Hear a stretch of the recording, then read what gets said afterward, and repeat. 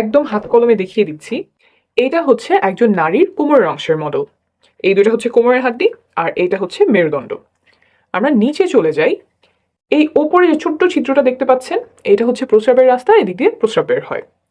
তার নিচে এই যে এই ছিদ্রটা দেখতে পাচ্ছেন, এইটা হচ্ছে যোনিপথের ছিদ্র। এইখান দিয়েই মাসিকের রক্ত বের হয়, প্রসবের সময় এই রাস্তা দিয়েই বাচ্চা বের হয়, এবং সহবাসের সময় এই রাস্তাতেই বীর্যপাত হয়। আর নিচে যেটা দেখতে পাচ্ছেন, এটা হচ্ছে পায়ুপথ, এখান দিয়ে মল বের হয়। এখন আমরা চলে আসি ভেতরে কি আছে। সবচেয়ে উপরের ছিদ্রটা ছিল প্রস্রাবের রাস্তা, তাই আমাদের প্রস্রাবের রাস্তার পেছনে আছে মূত্রথলি। এখানে প্রস্রাব জমা থাকে, তারপর প্রস্রাবের রাস্তা দিয়ে বের হয়ে যায়। এখন আমরা আসবো যোনিপথের রাস্তার পেছনে কি থাকে। সন্তান ধারণ বোঝার জন্য এটাই সবচেয়ে গুরুত্বপূর্ণ। যোনিপথের পেছনে থাকে এই জিনিসটা, আস্তে আস্তে বোঝাই। এই যে দেখছেন ছিদ্রটা, এটাই হচ্ছে যোনিপথের ছিদ্র। এদিক দিয়ে রক্ত বের হয়, এদিক দিয়ে বীর্যপাত হয়, আবার এই রাস্তা দিয়েই বাচ্চা প্রসব হয়। তো এইখানে হচ্ছে আমাদের বীর্যপাতটা হয়। বীর্যপাত হওয়ার পরে শুক্রাণু এইখান থেকে চলে যায় জরায়ুতে। জরায়ুটা হচ্ছে এই জিনিসটা, এই যে এইটা হচ্ছে আমাদের জরায়ু। ভেতর থেকে কিরকম দেখা যায়, ভেতর থেকে এরকম দেখা যায়। আমি আরেকটা ভালো মডেলে এই যোনিপথ এবং জরায়ুটা দেখাচ্ছি। এই যে এটা একই, এই জায়গাটা, এইটা হচ্ছে আমাদের যোনিপথের ছিদ্র, এই দিক দিয়ে মাসিকের রক্ত বের হবে। ভেতর থেকে যদি আসি, তাহলে এই যে এইখানে আমার যোনিপথের ছিদ্র, এইটা হচ্ছে যোনিপথ, আর এই যে এইটা হচ্ছে আমাদের জরায়ু। সহবাসের সময় এই জায়গাটাতে বীর্যপাত হয়। এইখান থেকে শুক্রাণু জরায়ুর মুখ এই পর্যন্ত পৌঁছাতে লাগে মাত্র কয়েক সেকেন্ড। এখন অনেকে আমাকে প্রশ্ন করেন যে সহবাসের পরে কতক্ষণ চিত হয়ে শুয়ে থাকতে হবে, পা উঁচু করে কতক্ষণ রাখতে হবে, কোমরের নিচে কয়টা বালিশ দিতে হবে, বা শুনেছি অমুক অবস্থানে সহবাস করতে হবে, কিন্তু ওই অবস্থানটা আমার কষ্টদায়ক হয়। এই যে যতগুলো কাজ বললাম, এই কাজগুলোর কোনোটা গর্ভধারণে বা সন্তান ধারণে উপকার করে এমন কোনো প্রমাণ নেই। তাই এগুলোতে যদি আপনার কষ্ট হয়, তাহলে এগুলো করার কোনো প্রয়োজন নাই।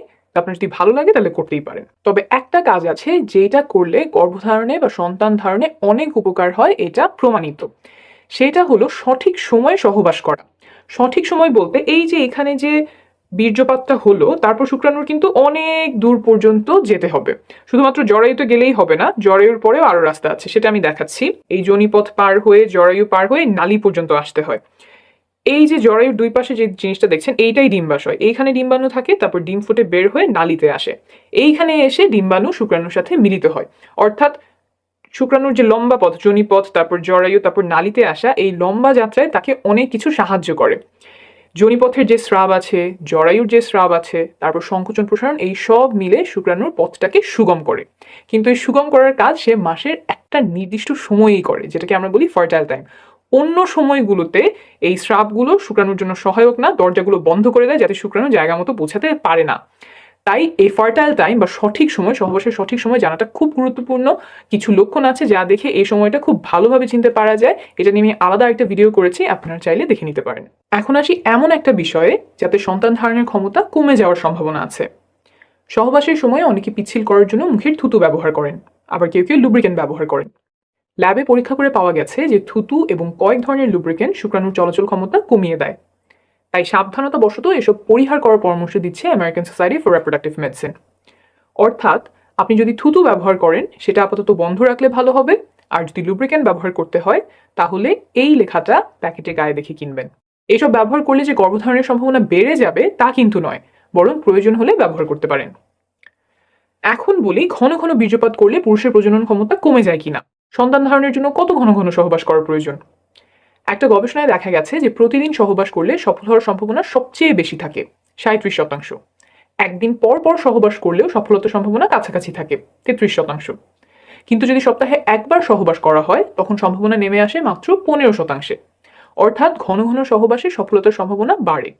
প্রতিদিন বা একদিন পর পর চেষ্টা করলে সর্বোচ্চ সম্ভাবনা থাকে। অনেকের একটা ভুল ধারণা আছে যে ঘন ঘন বীর্যপাত করলে পুরুষের প্রজনন ক্ষমতা কমে যায়। অনেকদিন পর পর বীর্যপাত করলে বীর্য ঘন মনে হয়, সেখান থেকে এই ধারণা তৈরি হতে পারে।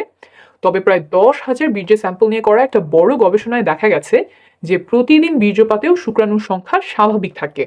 আমি নিচে রেফারেন্স দিয়ে দিব, আপনি নিজেই চেক করে নিতে পারবেন। মোট কথা, প্রতিদিন বা একদিন পর পর চেষ্টা করলে সর্বোচ্চ সম্ভাবনা থাকে। আর যদি ফার্টাইল উইন্ডো বা গর্ভধারণের সবচেয়ে সম্ভাবনাময় সময়টা খুঁজে বের করে তখন ঘন ঘন চেষ্টা করা যায়, তাহলে আরো ভালো। তবে সবার পক্ষে সব শিডিউল মেনে চেষ্টা করা সম্ভব নয়, অনেকের জন্য সেটা উপযুক্তও হবে না। আপনি নির্ভরযোগ্য তথ্যগুলো জেনে রাখলেন, তারপর আপনার পরিস্থিতি অনুযায়ী যেটা ভালো হয় আপনি সেভাবেই সিদ্ধান্ত নেবেন।